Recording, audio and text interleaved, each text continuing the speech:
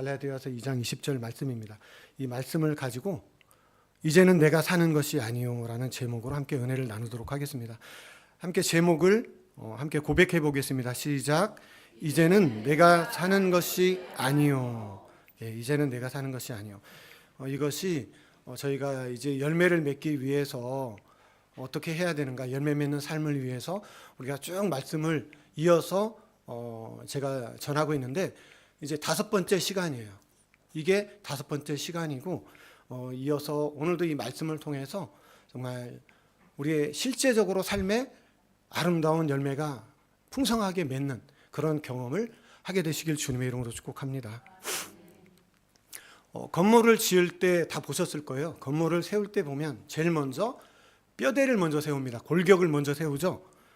마찬가지예요. 우리 신앙생활에 있어서도 오늘 우리가 읽은 본문 말씀은 너무나 중요한 말씀인데 이 말씀이 바로 우리 신앙생활의 골격과 같은, 뼈대와 같은 그런 말씀이 오늘 이 말씀입니다. 우리가 이 말씀을 잘 알고 또 이 말씀으로 잘 우리의 신앙이 세워져야 우리가 신앙생활을 바르게 할 수가 있어요. 굉장히 중요하다는 것이죠. 이 부분을 우리가 그래서 잘 깨달아야 하고 잘 이해가 되면 우리 신앙생활은요 반드시 바른 신앙생활이 되어지게 되어 있다. 어떤 신혼부부가 부푼 꿈을 안고 이제 출발을 했습니다. 그런데 얼마 되지 않아서 이 신혼부부가 서로 헤어지게 되는 거예요. 이유는 남편의 술주정, 또 심지어는 남편의 외도까지 있었던 것입니다. 그래서 이 상태로는 더 이상 결혼 생활을 할 수 없겠다 싶어서 이런 결정을 내리게 되었는데 이 두 사람의 관계 속에 그 사이에서는 딸아이가 하나 태어났고요. 그리고 또 다른 아이가 생겼었는데 두 아이를 지웠습니다. 왜? 이 아이를 태어나게 하면 왠지 모르게 여러 가지로 불행의 씨앗이 될 것 같고 그래서 유산을 시킨 거예요. 더 이상 결혼 생활을 정말 할 수 없겠다 싶어서 이제 결정을 하고요. 법원을 가게 되었습니다. 그런데 법원을 가는데 이 부인이 믿는 사람이거든요. 그런 생각이 드는 거예요. 그래, 어차피 마음의 결론은 내렸지만 그래도 내가 믿는 사람이니 다시 한번 교회 가서 기도나 한번 더 해보자. 이런 마음으로 교회를 갔습니다. 그리고 가서 교회에 가서 기도를 하는데 그때 성령께서 이런 마음을 주시는 거예요. 네 남편도 피해자다. 네 남편도 너로 인해서 얼마나 괴로워했는지 아느냐? 성령께서 이렇게 말씀하시는 거예요. 이전까지는 나만 억울하고 나만 피해자고 내 인생만 이렇게 완전히 망가지는 줄 알았는데 성령께서 아니라는 거예요. 아니라는 거예요. 네 남편도 마찬가지라는 거예요. 이런 마음을 성령께서 주시는 거예요. 그렇구나. 그 성령의 음성을 듣고 나만 피해자라고 생각했는데 남편도 나 때문에 너무 많이 힘들었고 괴로웠구나. 그 사람도 피해자구나. 이런 생각을 이제 하게 된 겁니다. 그래서 나 때문에 이 남편도 너무나 괴로워서 술을 먹고 심지어는 그런 일까지 한 거구나. 이런 생각을 하게 된 거예요. 그래서 이 아내가 다시 한번 마음을 고쳐먹고 바르게 마음을 잡고 이제 남편에게 새로운 마음으로 대하기 시작을 합니다. 근데 얼마 지나지 않아서 놀랍게도 그 남편도 변화되기 시작을 하는 거예요. 아내가 마음을 바꿨더니 그렇게 변화가 일어나기 시작했습니다. 책에 이렇게 기록해놨어요. 나를 내려놓았더니 남편도 자기를 내려놓고 새롭게 되기 시작했다. 내가 변화되니 남편도 변화되었다. 다시 가정이 회복되고 행복한 가정이 되었다. 내가 죽으면 사는 길이 있구나. 내가 나를 죽이는 길이 모두가 사는 길이구나. 오늘 그래서 이 옛사람, 우리의 자아, 이 자아가 어떻게 죽는가? 도대체 내가 죽는다는 말은 무슨 말인가? 이 부분에 대해서 오늘 말씀을 나누려고 합니다. 우리가 신앙생활을 하면요, 반드시 큰 두 개의 산을 넘어야 돼요. 두 개의 산이 있어요. 로마서에 보면 로마서 1장부터 4장까지 보면 죄에 대해서만 나옵니다. 우리는 죄의 산을 넘어야 됩니다. 그리고 나서 4장에서 8장까지 보게 되면 자아에 대해서 끊임없이 나와요.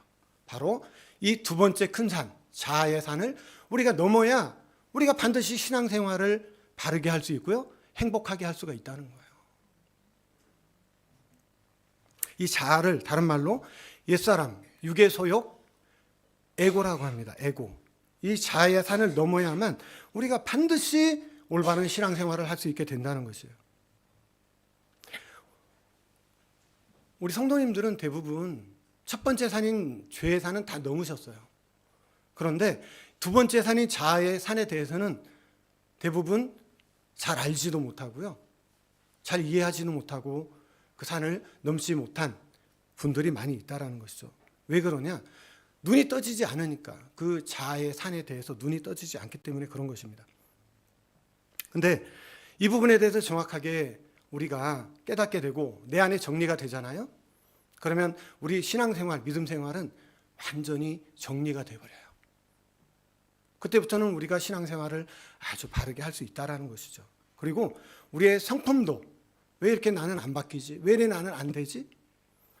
여기에 변화가 시작되고요, 성화가 되어지는 거예요. 우리의 믿음이 그때부터 자라게 되고 예수님의 성품을 닮아가기 시작을 하는 것입니다. 그래서 사도 바울은 어떤 사람이냐? 분명히 다메섹 도상에서 예수님을 만났습니다.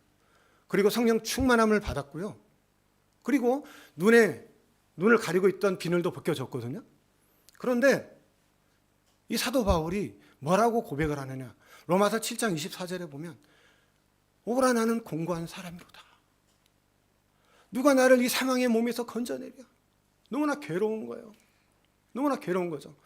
나에게는 선한 것이 하나도 없다.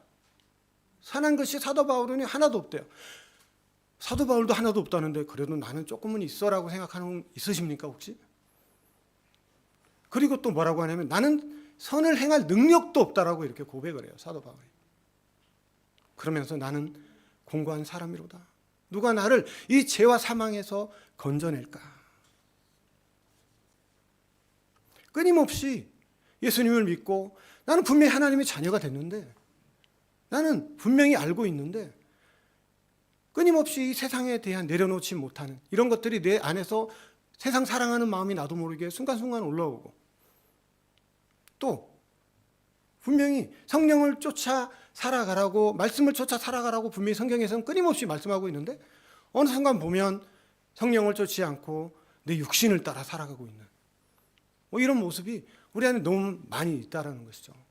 끊임없이 남을 미워하는 마음이 올라오고, 더러운 마음이 올라오고, 정말 너무나 추하고 악한 마음이 끊임없이 올라오는 거예요. 여기서 이 부분에 대해서 고민해 보지 않은 분이 별로 없으실 거예요. 그래도 내가 정말 하나님을 바르게 믿어보겠다, 열심히 믿어보겠다, 한번 그렇게 해보려고 마음 먹으신 분은 반드시 이 과정을 거칩니다. 이 경험을 해보셨을 거라는 거죠. 그래서 이 옛사람 자, 에고라고 하는데 이것을 그러면 도대체 어떻게 처리를 해야 하는가? 우리 갈라디아서 5장 17절 말씀 함께 읽어보겠습니다. 시작. 육체의 소욕은 성령을 거스르고 성령은 육체를 거스르나니 이 둘이 서로 대적함으로 너희가 원하는 것을 하지 못하게 하려 함이니라. 우리 안에는요, 두 개가 있다는 거예요. 그런데 육체의 소욕은 성령을 거스르고 성령은 이 육체를 거스른다. 끊임없이 우리 안에 육체의 소욕, 이 자아거든요. 옛사람. 이게 성령과 끊임없이 부딪힌다는 거예요. 이게요, 성령을 계속해서 대적한다는 거예요. 대적한다. 알고 계셨습니까? 그러면 도대체 이 육의 소욕, 이 자아, 이 옛사람을 도대체 어떻게 처리해야 하는가? 만약에 이 둘이 끊임없이 싸우는데 육의 소욕이 이겼을 경우 어떤 일이 벌어질까요? 어떤 증거들이 나타날까요? 우리 갈라디아서 5장 19절에서 21절 말씀 함께 또 읽어보도록 하겠습니다. 17절에서 19절 말씀입니다. 17에서 19절 제가 한번 읽어보겠습니다. 육체의 일은 분명하니 곧 음행과 더러운 것과 호색과 우상 숭배와 주술과 원수 맺는 것과 분쟁과 시기와 분냄과 당짓는 것과 분열함과 이단과 투기와 술 취함과 방탕함과 또 그와 같은 것들이라. 전에 너희에게 경계한 것 같이 경계하노니 이런 일을 하는 자들은 하나님의 나라를 유업으로 받을 수 없느니라. 하나님의 나라 유업, 우리가 가장 받기를 원하는 거예요. 이런 일을 행하는 자는 하나님의 나라를 유업으로, 내가 그토록 원하는 그 나라를 유업으로 받을 수 없다는 거예요. 예수 믿는 사람이라도 이 육의 소욕이 이기게 되면 이런 열매를 맺게 된다. 그런데 이제 성령이 나를 지배하게 되면, 성령에 이끌리는 삶을 살게 되면 어떻게 되는가? 우리가 너무나 잘 아는 그 요한계시록 2장 3장에 보면요, 반복해서 끊임없이 나오는 말이 있습니다. 뭘까요? 이기는 자에게는 교회에게 주시는 말씀인데, 그 교회가 우리거든요. 끊임없이 말씀하세요. 이기는 자에게는 이런 상을 주고 면류관을 내가 주겠다. 그럼 이기라는 거예요? 지라는 거예요? 이기라는 거예요. 교회인 우리는요, 이기는 자가 돼야 돼요. 이기는 자가. 하나님은 지는 자를 기뻐하지 않으십니다. 하나님은 이기는 자를 기뻐하시는 줄로 믿습니다. 시편 65편 3절에 보면요, 다윗도 이런 고백을 합니다. 죄악이 나를 이겼사오니, 그래요. 다윗도 죄악이 나를 이겼대요. 그러면 우리는 어떻게 해야 됩니까? 우리는 할 수만 있다면 이런 말을 하지 말아야죠. 주일마다 항상 듣는 고백이 있습니다. 뭐냐면, 하나님 아버지, 한 주간도 또 졌습니다. 또 무너졌습니다. 또 깨졌습니다. 또 박살났습니다. 또 얻어터졌습니다. 그리고 또 세상에 나갔다가 또 와서 하나님 또 깨졌습니다. 또 넘어졌습니다. 또 부서졌습니다. 얻어터졌습니다. 맨날 지는 거예요. 맨날 지는 거예요. 그러면 우리 안에 누가 계십니까? 성령님 계세요. 하나님이 우리 안에 계세요. 그 하나님이 뭐라고 말씀하겠어요? 아멘. 야, 내가 네 안에 있는데도 네가 맨날 너 이렇게 넘어지고 자빠지고 깨지고 맨날 지면 내가 네 안에 있을 필요가 뭐가 있냐? 내가 네 안에 있을 필요가 뭐냐? 탄식을 하시는 거예요. 탄식을. 그렇다고 버리고 떠날 수도 없고. 그런 거예요. 그런 거죠. 그러면 어떻게 하면 우리가 이기는 자가 될 수 있냐라는 것이죠. 그러기 위해서는요, 오늘 이 시간 죄에 대해서, 그리고 자아 옛사람에 대해서 우리가 알아야 돼요. 이 죄, 자라는 것의 뿌리는 뭘까요? 뿌리. 그 근원을 딱 따라 올라가면요, 우리의 인류의 조상인 아담이잖아요. 아담이 선악과를 따먹고 죄를 범하게 됐는데, 그 전에 뱀이 유혹을 한 거예요. 죄 이전에 마귀가 뱀을 통해서 죄를 짓게 만들었잖아요. 그러면 죄를 통해서, 뱀을 통해서 마귀가 우리를 죄를 짓게 했는데, 그 마귀는 뭐냐는 거예요? 사단은 뭐냐는 거죠? 이 사단에 대해서 오늘 잠깐 말씀을 통해서 우리가 확인하고 넘어가도록 하겠습니다. 마귀는 어디에서 생겨난 것인가? 천사가 타락해서 생겼다라고 이사야서, 에스겔, 유다서에서 말씀하고 있습니다. 이사야서 14장 12절에서 14절 말씀, 우리 함께 읽어보겠습니다. 시작. 너 아침의 아들 계명성이여, 어찌 그리 땅에 찍혔는고? 내가 내 마음에 이르기를 내가 하늘에 올라 하나님의 뭇별 위에 내 자리를 높이리라. 내가 북극 지폐의 산 위에 앉으리라. 가장 높은 구름에 올라가 지극히 높은 이와 같아지리라 하는도다. 또 유다서만 보겠습니다. 유다서 6절에 보면요, 한 번 더 읽어보겠습니다. 시작. 또 자기 지위를 지키지 아니하고 자기 처소를 떠난 천사들을 큰 날의 심판까지 영원한 결박으로 흑암에 가두셨으며. 천사가요, 자기 자리, 자기 지위를 지키지 않는 거예요. 자기가 지켜야 할 자리를 지키지 않는 게 바로 교만이고, 천사가 그렇게 교만해져서 타락한 거예요. 하나님같이 되려고 하다가. 그런데 보세요, 천사가 그렇게 망했죠. 그렇게 타락했죠. 근데 자기가 타락한 그 방법대로 아담을 또 그렇게 망하게 만드는 거예요. 야, 너 그 선악과 먹으면 너 하나님처럼 될 수 있어.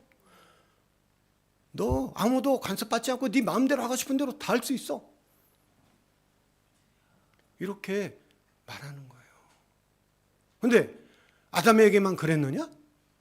오늘날 우리에게도 똑같이 그럽니다. 마귀는 우리에게 와서 야, 너 하지 말라는 거 그거 해.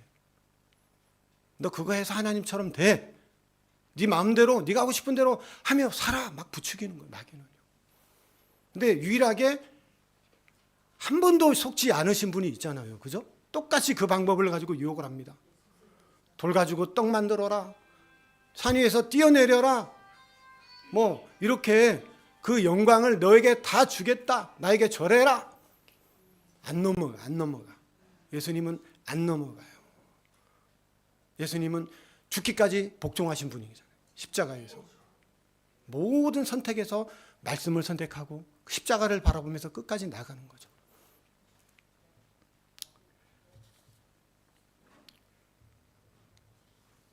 우리를 망하게 하려고 끊임없이 사단은요, 우리를 속여요. 근데 이 죄는 뭐냐? 바로 이 죄는 자기 중심성입니다. 자기 중심성. 나. 죄라는 단어를 영어로 영어 너무 잘하시잖아요. 그죠? 세 가지거든요. sin, crime, guilt. 근데 신기하게도 제가 꼭 이 자리에서 이렇게 단어를 말하는 거는 sin, S-I-N이거든요. 중심에 뭐가 있어요? I가 있어요. crime, C-R-I-M-E거든요. 한가운데 이 죄라는 단어는 한가운데 I가 꼭 가운데 들어가요. guilt, G-U-I-L-T. 이것도 죄인데 한가운데 I자가 들어가요. 죄라는 단어는 신기하죠? I, 나가 한가운데 들어가는 거예요. 그게 죄예요. 내가 중심이 되는 거. 내가 우주의 중심이 되는 거예요. 내가 항상 중심에 있어야 되는 거예요. 내가 가장 중요하다고 생각을 하는 거예요. 이 자아가 살아나면 이 옛사람이 불거져 올라오면 여기에서 불순종이 시작이 되고요. 여기에서 바로 모든 죄가, 모든 범죄가 여기에서 시작되는 거예요. 이 자아, 옛사람에서. 우리도 마찬가지예요. 우리가 신앙생활하는데 가장 큰 걸림돌은 뭐냐? 바로 이 옛사람 자아입니다. 다른 거 아니에요. 그래서 앤드류 머레이 목사님이 하신 말씀이 있습니다. 자아는 머리 몇 개 달린 괴물이라고요? 1000개. 제가 수없이 말씀을 드렸어요. 앤드류 머레이 목사님이 자아에 대해서 너무 정확하게 이해가기 쉽게 말씀을 하셨어요. 우리 안에 있는 자아는 머리 1000개 달린 괴물이다. 저는 어느 정도는 이해하거든요. 저도 경험을 했고요. 내 자아에 대해서. 얼마나 이게 무섭고 흉악한지. 우리 성도님들 안에도 그 자아 있어요. 그 자아 머리가 몇 개 달렸다고요? 1000개 달린 괴물이 우리 안에 다 있다니까요. 무섭지 않으세요? 근데 이 머리에 1000개 달린 이 괴물이 어떻게 나타나는지 아세요? 아담에게는 하나님처럼 되려고 하는 교만의 모습으로 드러나는 거예요. 이 자아가, 옛사람. 가인에게는 시기하고 질투하다가 동생을 죽이는, 살인하는 이런 모습으로 이 자아가 드러나는 거예요. 그러면 또 노아는 술 취하고 방탕해가지고 자식들을 멸망하게 만드는 이 방탕한 모습으로 자아가 이렇게 올라와요. 그러면 또 모세는 분명히 그렇게 말씀하셨거든요. 40대 때는 자기의 의로움을 가지고 좋은 일 한번 해보려다가 사람을 때려 죽입니다. 왜 그랬을까요? 혈기 때문에, 혈기.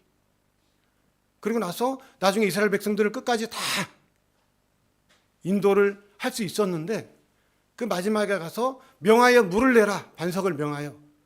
너무 화가 나는 거예요. 너무 말을 안 듣는 거예요. 그들을 바라보면서 너무 화가 나가지고 또 혈기가 올라왔어요. 주님을 바라보지 못하는 순간. 내가 물을 내려! 하더니 반석을 어떻게 했어요? 지팡이로 내려 쳐버렸어요. 그냥. 혈기, 분노. 이게 다 이 자아의 옛사람의 원형 모습이에요. 우리 안에 있는. 우리도 마찬가지입니다. 이런 모습이 끊임없이 우리 안에서 각자 다른 모습으로 끊임없이 올라온다는 것이죠. 우리가 너무나 잘 아는 다윗은 정욕의 모습으로 이 자아가 표현이 되어지는 것이죠. 고린도전서 2장 3장에 보면 이렇게 세 종류의 사람이 나옵니다. 어떤 사람이 나오냐면 고린도전서 2장 14절 말씀 우리 함께 읽어보겠습니다. 시작. 육에 속한 사람은 하나님의 성령의 일들을 받지 아니하나니 이는 그것들이 그에게는 어리석게 보임이요 또 그는 그것들을 알 수도 없나니 그러한 일은 영적으로 분별되기 때문이니라.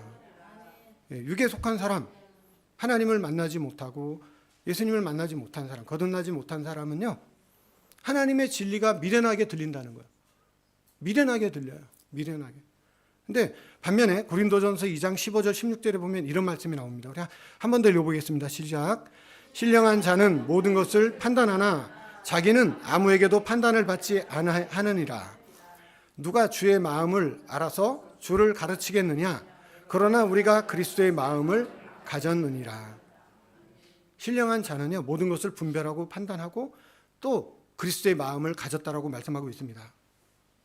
예수님의 마음을 가진 사람이 바로 신령한 사람이다 이렇게 말씀을 하고 있어요. 그런데 고린도 교회는요, 신기하게도 이 둘에 속하지 않았어요. 그 교회는요. 그럼 이 교회의 정체는 뭐냐? 고린도전서 3장 1절 말씀 한 번 더 읽어보겠습니다. 시작. 형제들아, 내가 신령한 자들을 대함과 같이 너희에게 말할 수 없어서 육신에 속한 자, 곧 그리스도 안에서 어린 아이들을 대함과 같이 하노라. 사도 바울은요, 형제들아 이렇게 말하고 있어요. 형제들아. 형제라는 것은 교회에게 쓴 편지이기 때문에 믿는 사람들이고, 그런데 그들에게 뭐라고 하냐면 마지막에 어린아이들을 대함과 같이 하노라. 어린아이 대하듯 한대요. 어린아이. 이게 도대체 뭔 말이냐 이게. 성령과 육신이 있으면 그 고린도 교회는 항상 육신을 따라가는 그런 교회였다라고 이렇게 말씀하고 있는 거죠. 자아가 시퍼렇게 살아있는 교회가 고린도 교회였다. 이렇게 자아가 살아있으면 열매를 맺는데 어떤 열매를 맺느냐? 첫 번째는 어린아이들을 대함과 같이 하노라. 이 고린도 교회 사람들은요, 성도들은 어린아이와 같았다는 거예요. 영적인 어린아이였다. 그러니 딱딱한 음식은 못 먹어요. 늘 부드러운 음식, 단 음식, 내가 좋아하는 것만 주면 좋아하는 그런 교회가 고린도 교회였다는 것이죠. 두 번째는 너희 속에 시기와 분쟁, 다툼이 끊이지 않는다. 시기와 분쟁, 다툼이 끊이지 않는데요. 이게 육에 속한 고린도 교회였다라고 말하고 있고, 세 번째는 너희가 성령을 따르지 않고, 네 번째는 사람을 따라 행해서. 왜 이런 말이 나오냐면 그들은 이렇게 말해요. 나는 아볼로파요. 나는 게바파요. 나는 바울파다. 이렇게 사람을 쫓아가는 거예요. 사람을.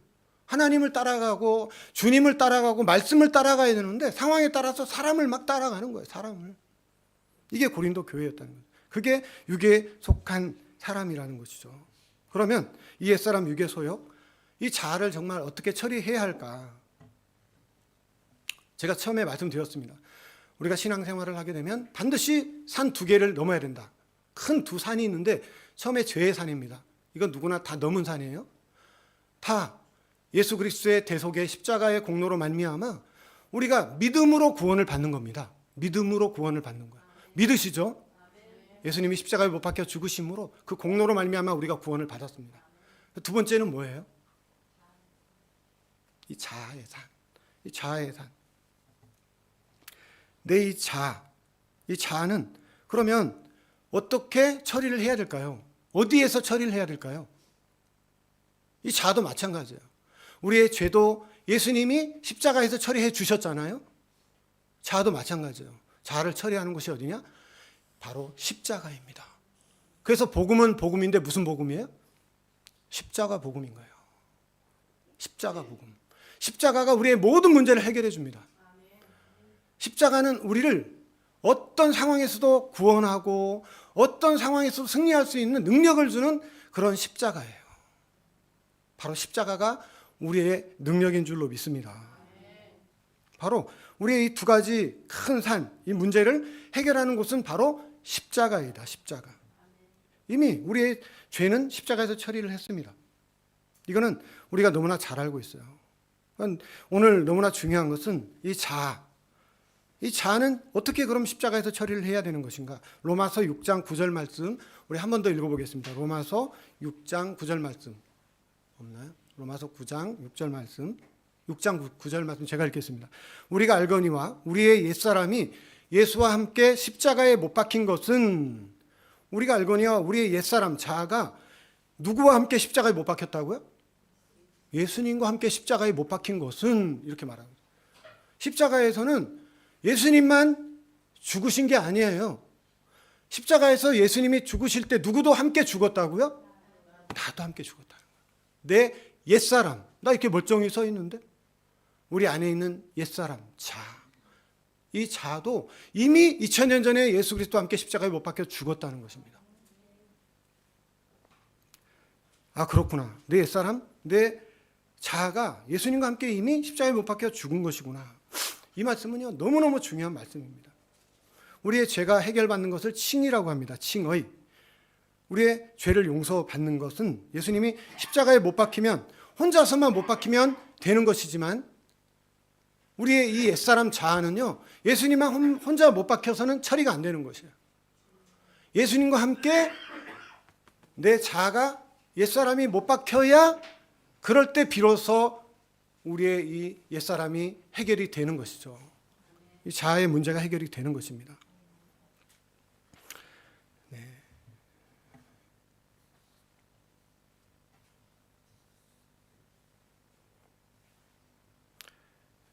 쉽게 얘기를 하나를 더 해드리면, 이스라엘 백성들이 출애굽을 합니다. 출애굽해서 가나안 땅까지 가는 여정에 광야를 지나가잖아요. 근데 이 과정에서 구약은 신약의 예수 그리스도의 예표거든요. 바로 십자가를 구약에서도 그대로 밝히 드러내 보여주고 있어요. 그 십자가가 2번 나와요. 어디서 2번이 나오냐면, 10번째 재앙, 애굽의 10번째 재앙이 내릴 때 유월절 어린 양, 그 어린 양을 잡아서 그 피를 문설주에 바른 집마다 죽음의 사자가 넘어가잖아요. 그때가 바로 우리의 죄 문제를 해결해 주시는, 하나님이 공의의 하나님이시기 때문에 아무리 자기 백성이라도 죄가 있는 자는 다 죽여요. 하나님은 그런 분이세요. 근데 사랑의 하나님이기 때문에 유월절 어린 양, 하나님이 하나밖에 없는 자기 아들을 잡아 죽여서 그 보혈로 그 죽음을 넘어가게 하신 거예요. 그게 유월절 어린 양 대속의 사건, 대속의 십자가예요. 그 십자가 사건이에요. 그럼 또 한 번의 사건은 어디일까요? 그들이 이제 애굽에서 나와서 홍해를 건너서 광야를 가는데, 가다 보니까 더워요, 힘들어요, 짜증나요. 그러다 보니까 어떻게 해요? 끊임없이 자아가 막 불거져 올라오는데 불만이 터져나오고 원망이 막 터져나오는 거예요. 그럴 때 거기서 뭐가 나와요? 불뱀이 나와요. 불뱀이 나와서 원망하고 불평하는 사람들을 막 잡아먹기 시작을 하는 거예요. 원망하고 불평하는 거 무서운 거예요. 근데 그때 놋뱀을 만들어서 높이 달아라. 예수 그리스도를 예표하는 거잖아요. 놋뱀을 보는 자는 살리라. 이게 2번째 십자가. 우리의 이 옛사람, 원망이 불 올라오고 불평이 올라오고 옛사람이 막 살아 올라올 때 그것을 처리하는 곳이 바로 놋뱀, 바로 놋뱀의 십자가예요.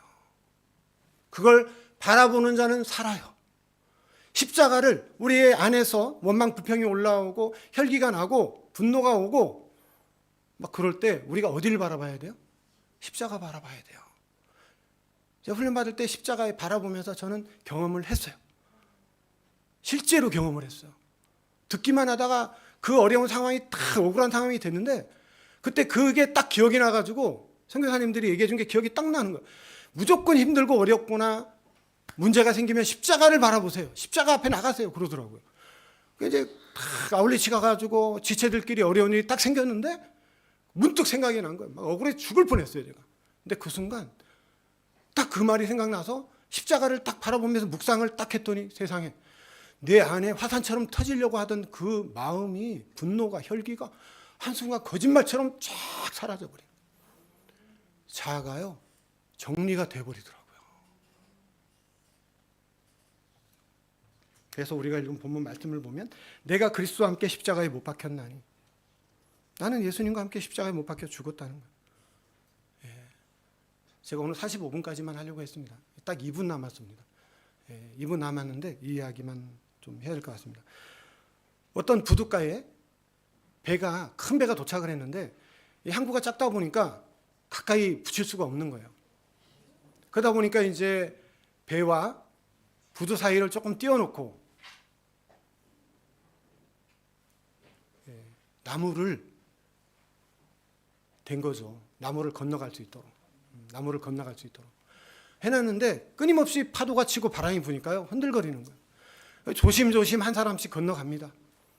근데 건너가는데 갑자기 큰 풍랑이 한번 또 친 거예요. 그 순간 걸어가던 사람이 떨어져 버렸어요. 떨어지자 사람들이 다 놀라는 거죠. 어떻게 하냐고.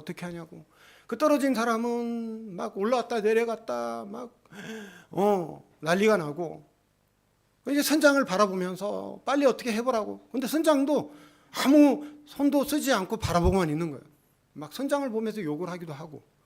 근데 시간이 지나니까 선장이라고 어떻게 할 수가 있겠습니까? 이 사람이 점점 힘이 빠지기 시작을 하는 거예요. 처음에는 올라갔다 내려갔다 하더니 나중에는 올라오더니 또 물에 쭉 내려가더니 조금 있다 올라오고 서서히 늦어지기 시작을 하는 거예요. 근데 이제는 이제는 끝났다. 이제는 죽게 생겼구나. 그걸 본 선장이 어떻게 했어요? 갑자기 옷을 벗기 시작하더니 팬티만 입고 그 바닷속으로 뛰어드는 거예요. 그러더니 그 사람을 탁 붙잡더니 쫙 끌어가지고 나오는 겁니다. 사람들이 박수는 치는데 선장이 딱 나오니까 하는 말이 막 화를 내면서 아니 그렇게 헤엄을 잘 치면 수영을 잘하면 진작 내려가서 좀 저 사람 고생 안 하고 물 안 먹고 저 지경 안 되었을 때 좀 구해내지. 왜 이렇게 기다렸다가 그러냐고 막 화를 내거든요. 그랬더니 그 선장이 그렇게 말을 하는 거예요.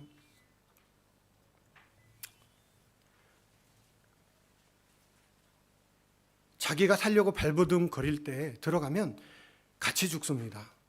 자기가 살기를 포기할 때, 그럴 때 들어가서 건져야 나도 살고 그 사람도 살릴 수 있는 거예요. 이런 얘기를 하는 거예요. 우리도 마찬가지입니다. 이 말이 무슨 말이냐면 우리가 내가 하려고 내가 뭔가 살아보려고 바둥거리면 바둥거릴수록 어떻게 됩니까? 더 빠지게 되는 거예요. 거기서 헤어나오지 못해요. 사도 바울도 오라 나는 공고한 사람이로다. 누가 죄와 사망에서 이 사망의 몸에서 누가 나를 건져내랴. 여기는요 완전히 자신에 대해서 이제 절망한 상태예요. 이제는 자신을 포기해요. 완전히 이제 사형 선고가 내려져요. 나 안 된다. 나는 선한 거 하나도 없어. 내 안에서는 끊임없이 악한 것만 올라오는 그런 자야. 근데 딱 자기를 포기하고 났더니 내가 하나님께 감사하리로다.